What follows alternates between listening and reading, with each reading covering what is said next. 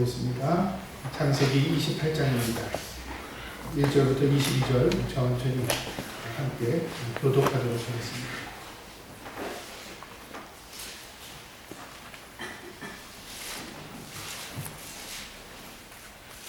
창세기 28장입니다. 제가 먼저 1절 말씀 읽겠습니다.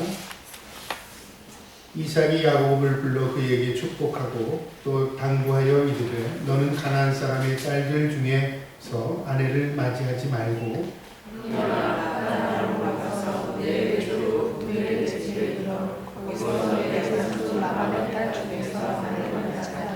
전능하신 하나님이 내게 복을 주시어 내가 생육하고 번성하게 하여 내가 여러 족속을 이루게 하시고 아브라함에게 허락하신 복을 내게 주시되 너와 내 자손에게 주시사 아브라함이 아브라함에게 주신 땅 내가 거류하는 땅을 내가 차지하게 하시기를 원하노라. 이에 이삭이 야곱을 보내매 그가 빗단 아람으로 가서 라반에게 이르렀으니 라반은 아람 사람 부두엘의 아들이요 야곱과 에서의 어머니 리브가의 오라리더라. 에서가 먼저 이삭이 야곱에게 축복하고 그를 아람으로 보내어 거기서 아들을 맞이하게 하였고 또 그에게 축복하고 명하되 너는 가나안 사람의 딸들 중에서 아내를 맞이하지 말라 하였고 또 야곱이 부모의 명을 따라 빗단 아람으로 갔으며 에서가 또 먼저 가나안 사람의 딸들이 아버지 에서의 이삭을 포기하지 못하느니라. 이에 에서가 이스마엘에게 가서 그 본초들 외에 아브라함의 아들 이스마엘의 딸이요 느바웃의 누이인 마할랏을 아내로 맞이하였더라.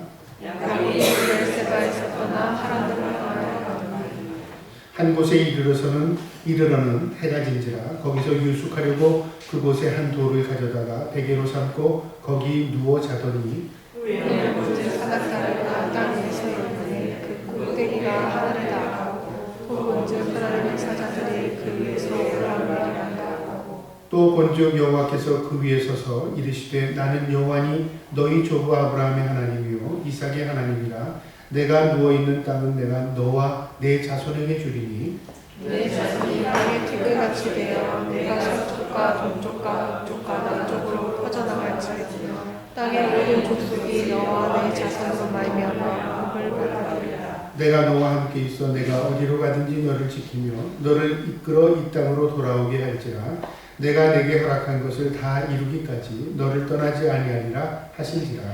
야곱이 잠이 깨어 이르되 여호와께서 하나님을 이기시는 내가 알지 못하였도다. 이에 두려워하여 이르되 두렵도다. 이곳이여 이곳은 다름 아닌 하나님의 집이요 이는 하늘의 문이로다 하고 야곱이 아침에 일찍 일어나 베개를 삼아서 물건을 가져다가 기도를 세우고 그 위에 기름을 부고 그곳 이름을 베델이라 하였더라. 이 성의 옛 이름은 루스더라.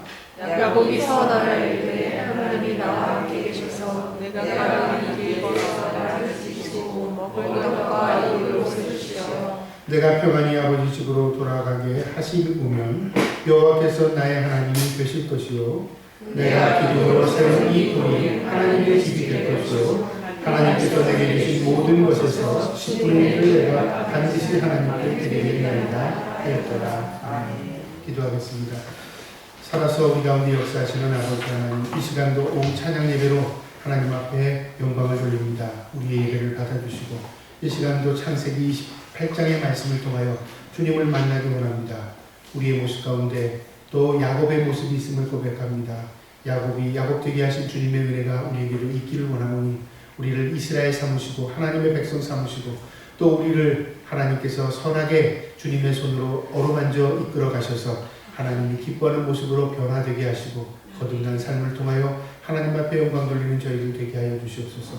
이 시간도 야곱의 모습 가운데 우리의 모습을 통하여 또 주님의 놀라운 은혜를 발견하게 하시고 우리도 야곱이 만난 그 하나님 만나게 하시고 우리도 주님을 붙들고 살 수 있는 그리하여 하나님 앞에 온전한 서원하는 자들 다 될 수 있도록 은혜를 내려주시고 오직 우리의 삶이 주의 영광 되게 하여 주시옵소서. 전하는 자를 도구로 삼아주시고 주님 영광 받아 주시옵소서. 감사하며 예수님의 이름으로 기도하옵나이다. 아멘. 오늘은 창세기 28장의 말씀을 보려고 합니다. 이 창세기 28장의 내용은요, 이제 야곱이 결국은 그 부모를 떠나게 되는 겁니다. 자기의 자의로가 아니라 타의로, 그러니까 어쩔 수 없이 떠나게 되는 것이죠. 성경 전체를 보게 되면 우리가 하나님의 섭리를 깨닫게 되는데요. 하나님의 섭리라는 것은 무엇을 말하냐면 내 의도는 아니었는데 그렇게 된 것이죠. 뿐만 아니라 나의 모든 실수까지도, 심지어는 나의 불행까지도 하나님의 손에 어루만져져서 그것이 결국은 나에게 유익하게 되는 은혜를 경험하게 됩니다. 그래서 우리가 지나고 나서 깨닫게 되죠. 그래, 그게 하나님의 섭리야. 그때 헤어진 게 하나님의 섭리야. 그때 만난 게 하나님의 섭리야. 그때 그렇게 된 게 하나님의 섭리야. 지나고 나면 우리가 조금이라도 이해하게 되는 것들이 많습니다. 그래서 하나님의 섭리를 단정적으로 지금 이렇다 저렇다 말할 수가 없습니다. 그러나 분명한 것은 나를 나되게 하시는 은혜가 있다는 것입니다. 마치 야곱을 이스라엘 되게 하신 것처럼요. 오늘 이 야곱은 하나님께서 그를 떠나게 하셨지만 그를 떠나게 하시는 그 순간부터 하나님께서 그와 함께 하시겠다고 약속합니다. 그래서 야곱이 홀로 있지 않게 하시고 혼자 방황하는 인생이 되지만 하나님께서 그때 나타나셔서 동행하심을 약속합니다. 성경을 보면은 아브라함에게도 하나님이 언제 나타나시냐면요, 가장 외로울 때 나타나십니다. 성경의 모든 성경의 신앙의 인물들을 보면 좋을 때 하나님을 만나기보다는 어려울 때 하나님을 만나는 경우가 대부분입니다. 거의 그렇습니다. 여기서 우리가 무엇을 깨닫게 되냐면요, 우리의 삶에 어려움이 오면 하나님을 만날 때입니다. 내가 경제적으로 어렵거나, 아니면 내가 예를 들어서 힘들게 살거나, 아니면 내가 병을 얻었다든가, 아니면 내가 앞이 캄캄해진다든가, 여러 가지 어려운 순간을 만나게 되면 그때 그곳에 하나님이 계시는 것입니다. 하나님을 만나게 되는 것입니다. 이 야곱은요, 이제 떠날 수밖에 없는 처지에서 어머니 아버지 이별을 구하는데, 여기 보면 27장의 내용은 전혀 다르게 28장에서 이삭이 자기 아들의 둘째 아들 야곱이 자기를 속인 거 알았어요. 근데 거기서 너 왜 날 속였냐 그런 얘기 하나도 없이 다 빠지고 이삭이 야곱을 불러다가 축복하는 내용입니다. 그러니까 그 가운데 여러 상황이 있었겠죠. 형도 알게 되고, 그 다음에 리브가를 통해서 야곱이 자기를 속인 것도 알게 되고, 그래서 여러 가지 어려운 분란도 있었겠죠. 근데 그런 걸 다 배제하고요, 이제 이삭이 하나님의 섭리임을 깨닫고 야곱을 축복하는 내용부터 나옵니다. 근데 이 축복은 그 전장에 나오는 축복과는 다른 내용입니다. 전장에 나오는 축복은 어떤 축복이냐면요, 너 잘 먹고 잘 살기 원한다는 축복이었어요. 28절에 볼까요? 28절, 29절에 하나님이 하늘의 이슬과 땅의 기름짐이요 풍성한 곡식으로 포도주를 내게 주기를 원하노라. 그러니까 너 잘 먹고 잘 살기 원하노라고 하는 거죠. 만민이 너를 섬기고 열국은 네게 굴복하리니 내가 형제들이 주가 되고 내 어머니의 아들들이 내게 굴복하며 너를 저주하는 자를 저주를 받고 너를 축복하는 자를 복을 받기를 원하노라. 너가 유명해지고 뛰어나지기를 원하노라. 그러니까 우리가 받고 싶은 복을 이 이삭이 그 아들에게 한 거였죠. 그런데 여기 축복은요, 그런 내용이 아니라 아브라함에게 약속한 축복을 그대로 이야기합니다. 그러니까 이 이삭이 깨달은 겁니다. 그동안에 왜 그런 결과가 있었지? 가만 보니까 그래, 내 자의적으로는 큰아들 에서에게 축복하고 싶었지만 결국 하나님께서 이렇게까지 하셔서 내가 둘째 아들인 야곱에게 안 주려고 했던 그 축복을 야곱이 받게 되는구나, 그걸 깨달았겠죠. 그러니까 물론 속이고 섞고 여러 가지 문제는 있었지만 궁극적으로 무엇을 깨닫게 되냐, 하나님의 섭리를 깨닫는 것 같아요. 그래서 이제 진심 어린 마음으로 기도를 하는데요, 기도하기 전에 뭐라고 말하냐면 너 결혼할 때 가난한 여자와 결혼하지 마라, 믿지 않는 자와 결혼하지 말라고 합니다. 그 당시에 에서는 결혼했었습니다. 어디에 그 내용이 나오냐면요, 그 전장 26장 34절 35절을 찾아보겠습니다. 에서는 결혼했고 야곱은 결혼하지 않은 상태였습니다. 창세기 26장 34절 26장 34절 35절 교독할까요? 34절 읽겠습니다. 에서가 40세의 헷족속 부엘의 딸 유립과의 헷족속 엘론의 딸 바스맛을 아내로 맞이하였더니 그들이 이삭과 리브가의 마음에 근심이 되었더라. 결혼을 했는데 이삭과 리브가 어머니와 아버지의 뭐가 됐죠? 근심이 됐어요. 별로 마음에 들지 않았다는 거예요. 가난한 여자 둘을 얻어서 결혼을 했는데 엄마 아버지에게 기쁨을 주지 못했어요. 그래서 애가 생각하기에 무슨 생각했냐면 그때는 몰랐는지 모릅니다. 그런데 자기 동생에게 축복하기 전에 말씀하는 걸 보니까 아버지가 너는 가난한 여자하고 축복하지 말라. 그러니까 자기 가난한 여자하고 축복했거든요. 가난한 여자하고 결혼했거든요. 그걸 들은 겁니다. 에서의 아내를 맞이하지 말고 딸 중에서 아내를 맞이하지 말고 그러니까 너는 가난한 여자하고 결혼하지 마라 그 말이죠. 빅단 아람으로 가서 그러니까 너희 어머니의 고향에 가서 뭐라고 말하냐면 외삼촌 그 집안의 혈통에서 맞이해라. 이건 뭐냐면 믿음의 계보가 있는 집이기 때문에 그렇습니다. 그래서 전능하신 하나님이 내게 복을 주시고 이제는 하나님의 이름으로 축복을 하는데요. 내가 생육하고 번성하게 하여 내가 여러 족속을 이루게 하고 생육하고 번성하라는 게 뭘까요? 하나님의 뜻이죠. 그러니까 네가 이 땅에서 배불리 잘 먹고 잘 사는 게 아니라 네가 믿음의 계보를 가지고 네 믿음의 후손들을 많이 낳으라고 말합니다. 그 다음에 아브라함에게 허락하신 복을 내게 주시되 아브라함이 받은 그 복을 네가 받으라. 너와 함께 한 내 자손에게도 주어 하나님이 아브라함에게 주신 땅 곧 내가 거류한 땅을 내가 차지하게 하시기를 원하노라. 하나님의 약속하신 그 가나안 땅을 하나님이 너를 통해서 주기 원하노라. 그러니까 믿음의 계보대로 기도하죠. 이 기도는 진심 어린 기도였습니다. 그러니까 하나님께서 자신의 아버지에게 준 축복, 내게 준 축복, 그것을 나는 에서에게 주려고 했는데, 그래서 에서에게 축복하는 줄 알고 했는데 그 야곱이 받았죠. 그래서 야곱에게 진심 어린 마음으로 네가 받을 자다. 그 마음으로 진심 어리게 기도해 줍니다. 그리고 아들을 떠나보냅니다. 그런데 그 장면을 누가 보냐면 에서가 봤습니다. 6절 8절에 볼까요? 에서 6절에 에서가 본즉 8절에도 에서가 또 본즉 에서가 그 장면을 봤다고 말이죠. 그래서 에서가 무슨 생각을 하냐면 내가 결혼 잘못해서 그런 건가? 그렇게 생각한 것 같아요. 6절에 보니까 에서가 본즉 이삭이 야곱에게 축복하고 그를 빅단 아람으로 보내어 거기서 아내를 맞이하게 하였고 또 그에게 축복하고 명하기를 너는 가나안 사람의 딸들 중에서 아내를 맞이하지 말라 하였다. 그러니까 내게 지금 문제가 있는 것은 내가 축복받지 못하는 것은 아내 때문에 그런가? 그래서 그거를 다시 되돌리려고 에서가 또 결혼을 합니다. 8절에 에서가 또 본즉 가나안 사람이 딸들이 그의 아버지 이삭을 기쁘게 하지 못하는지라. 아버지를 기쁘게 하지 못하니까 내가 이런가 보다. 그래서 내가 다시 결혼하면 부모님의 사랑을 받겠구나. 그런 생각인 거죠. 그러니까 하나님과의 관계를 이해하지 못하고요. 이게 인간의 관계로 이해하니까 어떻게 되냐면 계속 꼬이는 겁니다. 우리가 하나님과의 관계는 무엇을 말하냐면 하나님은 하라와 하지 말라고 되어 있습니다. 그러니까 내가 하나님과의 관계를 회복하면 인간의 관계도 회복이 되는데 하나님과의 관계는 생각하지 않고 인간의 관계만을 행복하려고 하니까 다시 또 결혼하면 어머니 아버지가 좋아하겠구나. 좋은 며느리를 맞이하면 좋겠구나. 그래서 어디에 결혼하냐면요. 아버지 형제에 있던 이스마엘의 혈통, 딸들에게 그 혈통을 따라서 결혼을 합니다. 또 아내를 맞이합니다. 이게 무엇을 보여주냐면 에서의 인간적인 모습을 보여주는 거죠. 여러분 믿음이라는 게 뭘까요? 믿음이라는 것은 하나님을 내가 믿었기 때문에 뭐가 잘 되고 하나님을 믿었기 때문에 내가 이게 좋아지고가 아니라 일단은 1차적인 건 하나님과 나와의 관계입니다.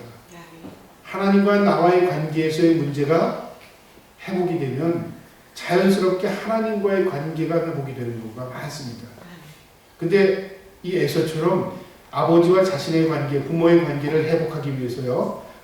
눈치를 보니까 내 며느리가, 내 아내가 마음에 들지 않는구나. 그래서 또 다른 아내를 맞이해서 부모의 마음을 흡족하게 해드리려고 했어요. 근데 결국은 에서는 부모의 마음을 사지 못합니다. 무엇의 문제였죠? 결혼을 잘못해서의 문제가 아니라 하나님과의 관계를 바르게 하지 못했습니다. 에서는 그 축복을 어떻게 생각했냐면 우습게 생각한 거죠. 그래도 장자권도 가져. 뭐 그런 거 가지고 내 사나? 나야 뭐 능력 있는데. 하나님의 축복을 무시했어요. 그게 결국은 그에게는 무엇이 되냐면 걸림돌이 된 것입니다. 우리의 삶도 마찬가지입니다. 때로는 인생에 살다가 남이 당하지 않은 고난도 당할 수 있고요. 남이 당하는 어려움도 있을 수 있습니다. 어려움만 쳐다보면 어떻게 생각을 하고 이런 생각을 합니다. 내가 이 어려움을 왜 당했을까? 이렇게 됐으면 안 당했을게. 이렇게 생각을 합니다. 그럴 수밖에 없죠. 이 어려움을 당하는 것은 요 길로 안 갔으면 어려움을 당하지 않잖아요. 그런데 아닙니다. 다른 길로 갔으면 또 다른 어려움이 있습니다. 그 일 다 안 갔어도 또 어려움이 있습니다. 세상은 모든 게 다 장애물 투성입니다. 그러면 장애물을 피해서 사는 게 지혜로울까요? 아닙니다. 어떠한 장애물이 와도요, 그 장애물을 믿음으로 극복하는 게 우리의 능력이 되어야 됩니다. 그런데 그 어려움을 어떻게 넘어야 되냐면 요령을 피워서 넘는 게 아니라요, 믿음으로 넘는 겁니다. 그 장애물을 놓은 것도 주인은 하나님이십니다. 그러면 하나님이 주시는 힘과 능력을 힘입고 그 장애물을 극복해야 되는데 그 넘을 수 있는 힘, 의지가 뭐냐면 믿음입니다. 어떠한 것도 믿음으로 사는 겁니다. 믿음이 의지입니다. 의지. 그래서 믿음이 이기네 주 예수를 믿는 믿음이 이기네. 그 찬송가 가사가 괜히 나오는 게 아니라 믿음이 모든 것을 승리할 수 있다는 것입니다.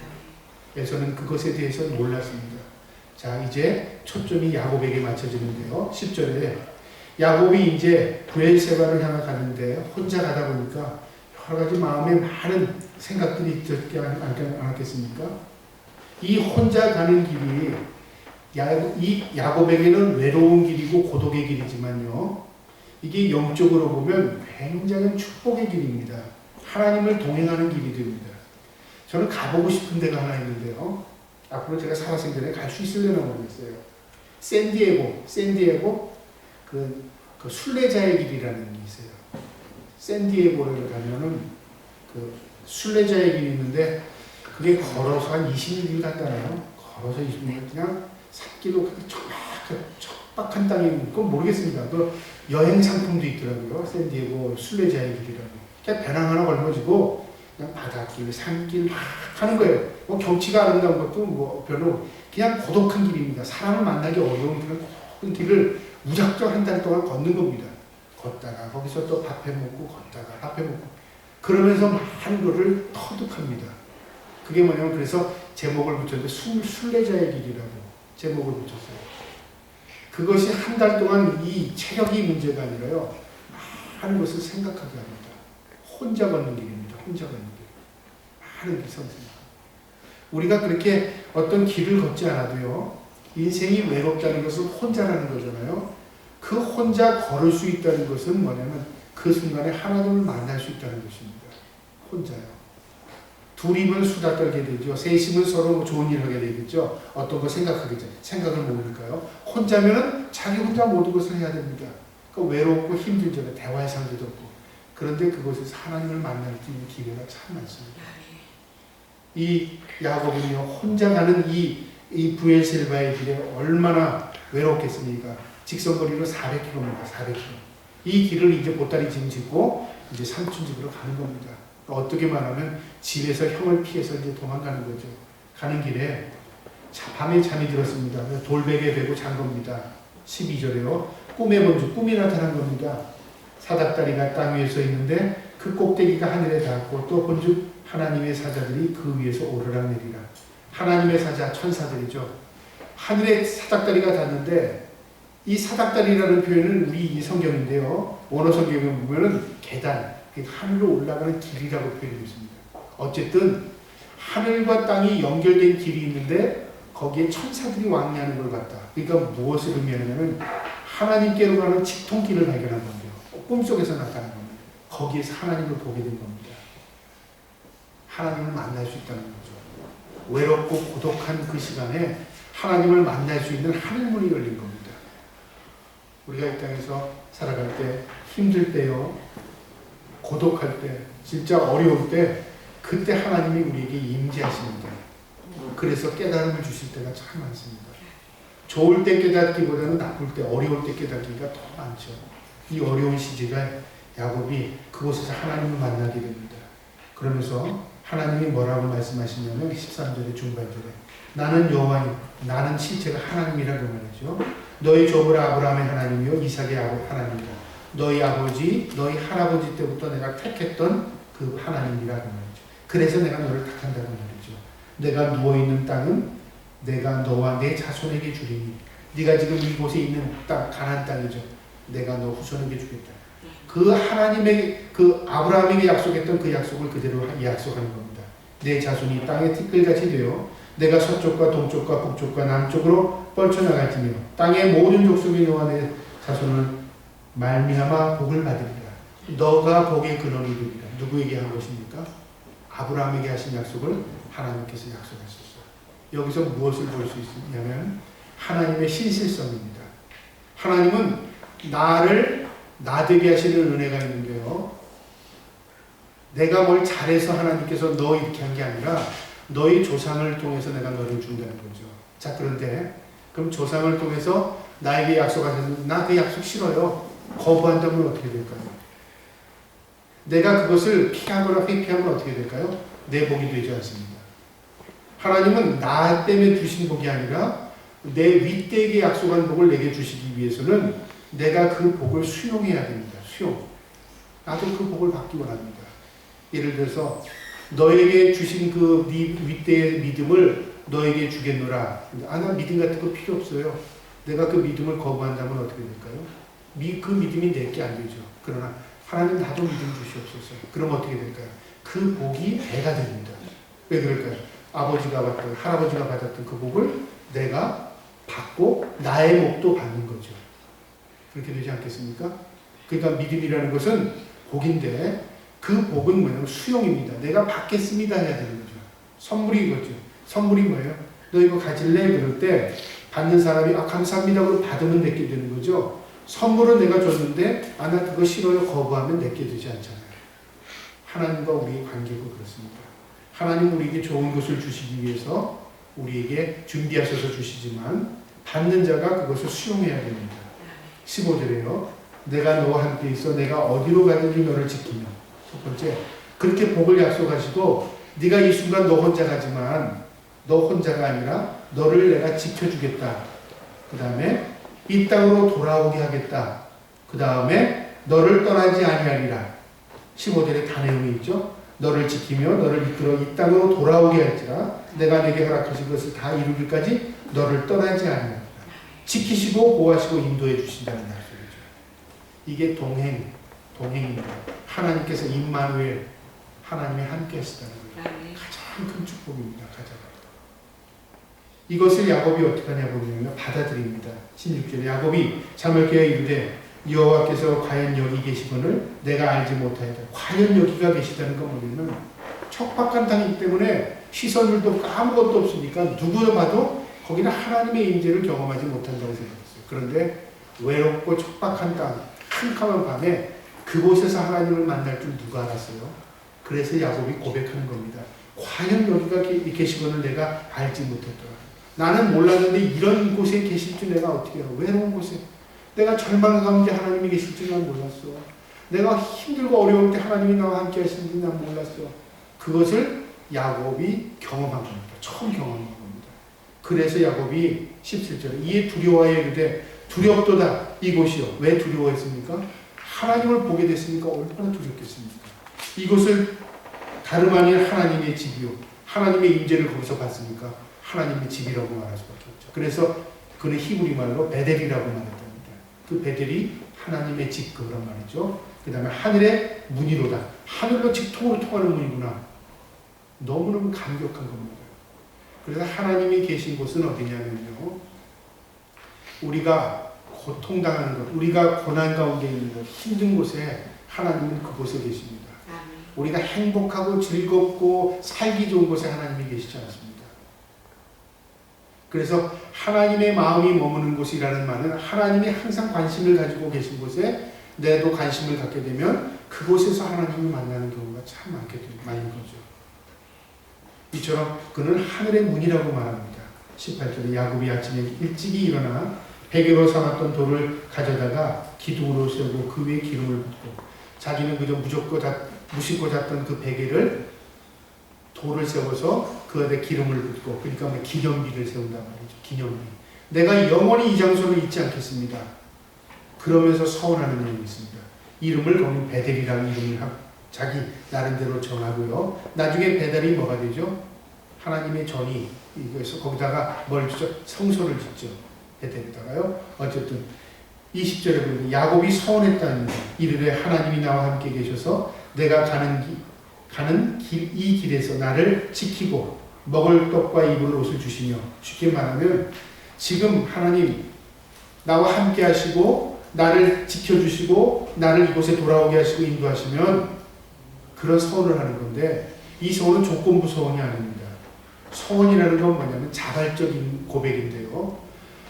최초의 서원했던 사람이 누구냐면 아브라함입니다. 아브라함이 하나님 앞에 서원하고 11조를 약속하죠. 하나님께서 그게 먼저 너 그렇게 하면 그렇게 하겠다는 얘기가 아니었습니다. 어떻게 했냐면 아브라함이 자원해서 서원했습니다. 그래서 서원은 기도와는 좀 다르게, 기도는 우리의 형편을 아뢰는 것이고요. 기도는 또 하나님의 음성을 듣는 것이잖아요. 그러니까 양방입니다. 기도는 대화와 같은 것이고요. 서원은 내 편에서 하나님에게 약속하는 것입니다. 하나님이 우리에게 언약을 주시잖아요. 언약은 일방적으로 위에서 아래로 내려오는 것이고요.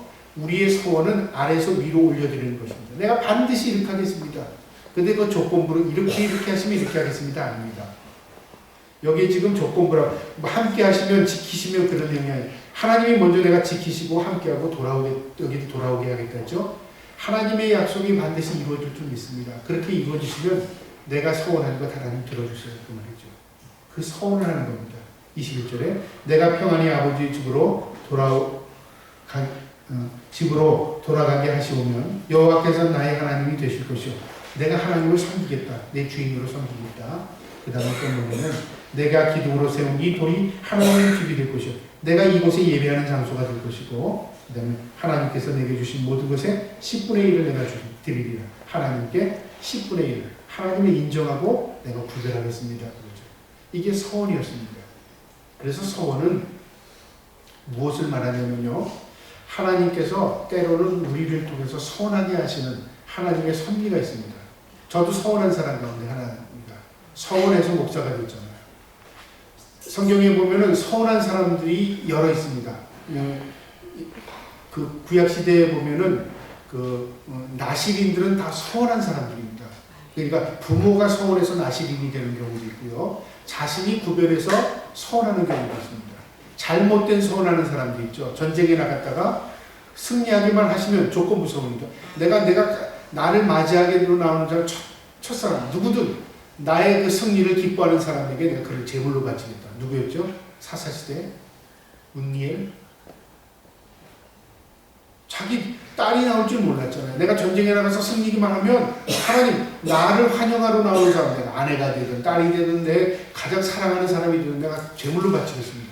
그 자기 딸이 나올 줄 몰랐어요. 그 서원했어요. 서원. 그래서 성경이 이런 말이에요. 서원하는 것은 반드시 갚아라. 그게 무엇이냐? 하나님께서 너를 서원하게 하신 게 아니라 하나님과의 약속입니다. 올려드린 것입니다. 그런데 서원은 사실 뭐냐면 계약관계가 아닙니다. 하나님이 이렇게 해주시면 내가 이렇게 하겠습니다. 이 잘못된 서원이고요. 서원은 자발적으로 내 마음에서 우러나오는 것입니다. 하나님을 인정하는데 하나님 내가 무엇으로 인정하냐면 이런 것으로 하나님 인정하겠습니다. 내 마음에 결정을 하면요. 그 결정이 결국은 어떻게 되냐면 내게 복이 됩니다. 참 신기합니다. 그래서 서원하게 하시는 것도 하나님이시고요. 그 서원을 이루게 하시는 것도 하나님이시고요. 그 서원을 내가 이루면서 내가 복받는 것을 경험하게 하는 것도 서원입니다. 서원은 아무나 할 수 없습니다. 여러분 혹시 하나님 앞에 이 땅에 살면서 서원한 거 있습니까? 그 서원을 잘 안 하죠. 과거에는 그 서원하는 분들이 많았는데 요즘에는 그런 분들이 많지 않지만 어쨌든 중요한 것은 서원하면 그 서원하면 응답한다. 그건 둘째 문제고요. 서원할 수 있다는 것은 내게 복입니다. 왜 복일까요? 아무나 할 수 있는 게 아닙니다. 내가 하나님 앞에 내가 내 신앙을 고백하는 것이기 때문에 서원하면 하나님께서 그 서원을 이루시고 그 서원이 내게 복이 되게 하십니다. 이처럼 야곱은 부모를 떠나서 외로운 길, 이 방랑자 같은 그 길을 걸어서 이 브엘세바로 가는 길에서 캄캄한 밤에 하나님의 임재를 경험하게 됩니다.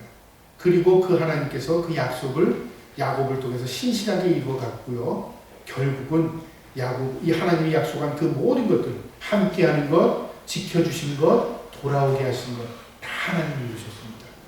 그래서 야곱을 소원한 게 결국 어떻게 되냐면 자신에게 복이 되었습니다. 뿐만 아니라 야곱이 하나님 앞에 드렸던 그 물질은 어떻게 되냐면 자신이 그 몇 배로 돌려받았습니다. 그래서 야곱이 하는 모든 일들이 형통한 그 뭐냐면 양을 키워도 잘 되고 염소를 키워도 잘 돼요. 그러니까 라반이 보니까 가만 보니까 자기는 똑같은 양을 키우는데 안 되는데 야곱이 드는 건 다 잘 돼요. 그래서 어떻게 되냐면 야곱이 구별합니다. 그러다가 나중에 어떻게 되냐면 야곱이 자기에게는 안 주거든요. 그래서 점박이는 내 거, 점 없는 건 삼촌 거. 양이 무슨 점이 있습니다. 양이 얼룩얼룩한 양이 있습니까? 그런데 그러니까 삼촌이 기분 좋은 거예요. 야, 이거 돌연변이 나오면 내 거. 그러게 뭐 100마리나 한 마리나 나올까? 너 가져라. 그런 거예요. 야, 이거 뭐 땡떠 뭐 내가 더 잘 됐네. 그런데 나중에 알고 보니까 점박이가 더 많이 나오는 거예요. 이 신기한 일이 벌어진 거죠. 그게 뭐냐면 하나님 앞에 축복입니다. 그러니까 남들은 안 되는 것도 되게 하시는 섭리가 있다는 거예요. 이게 뭐냐면 하나님 앞에 서운한 것입니다. 내가 하나님을 인정할 때 하나님도 우리를 인정해 준 거죠. 이처럼 야곱은 고난의 길이었지만 하나님께서 동행함을 경험했던 사람입니다. 우리도 인생을 살아갈 때 하나님 앞에 늘 하나님 지켜주시면 함께 하시면 내가 다시 하나님의 품으로 떠날 건 아니지만 늘 하나님 곁에서 살아갈 때 하나님, 내가 하나님 앞에 인정하며 살겠습니다. 서원하면 그것이 우리 모두에게 복이 될 줄 믿습니다. 저희 그 복을 경험해 나가시기를 주님의 이름으로 축복합니다. 우리 이 시간 한번 기도하도록 하겠습니다. 오늘 야곱이 이 브에셀바로 가는 길에요. 이 베델에서 하나님을 만난 것처럼 우리가 인생은 방황이 아침에도 말씀드렸지만 광야 40년 여정처럼 이 땅이 광야와 같은 인생입니다. 하나님 이 땅에서 우리가 홀로 가지 않게 하시고 늘 주님 동행하여 주시고 또 우리가 동행을 경험하되 우리의 삶 가운데 늘 하나님의 은혜를 경험하게 하옵소서. 그리고 우리가 하나님 앞에 드리는 소원이 있다면 그 소원대로 우리가 놀라운 은혜를 경험하게 하는 시간 함께 기도하도록 하겠습니다. 자, 그러신 아버지 하나님, 우리가 찬송이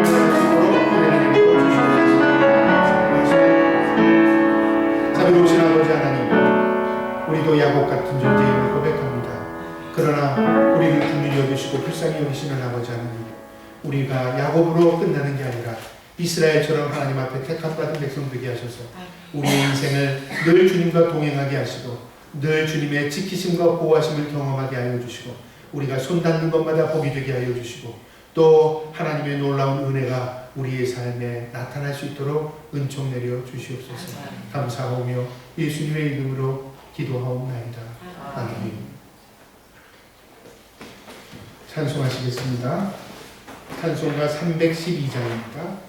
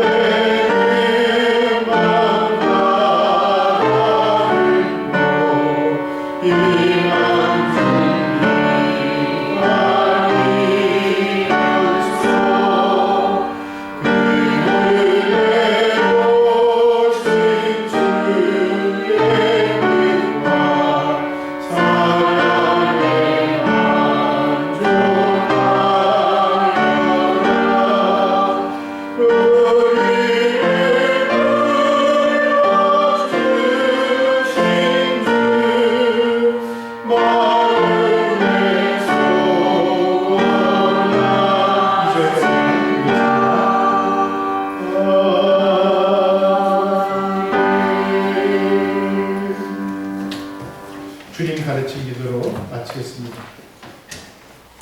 하늘에 계신 우리 아버지여, 이름이 거룩히 여김을 받으시오며 나라가 임하시오며 뜻이 하늘에서 이루어진 것 같이 땅에서도 이루어지이다. 오늘 우리에게 일용할 양식을 주시옵고 우리가 우리에게 죄 지은 자를 사하여 준 것 같이 우리 죄를 사하여 주시옵고 우리를 시험에 들게 하지 마시옵고 다만 악에서 구하시옵소서. 나라와 권세와 영광이 아버지께 영원히 있어옵나이다. 아멘.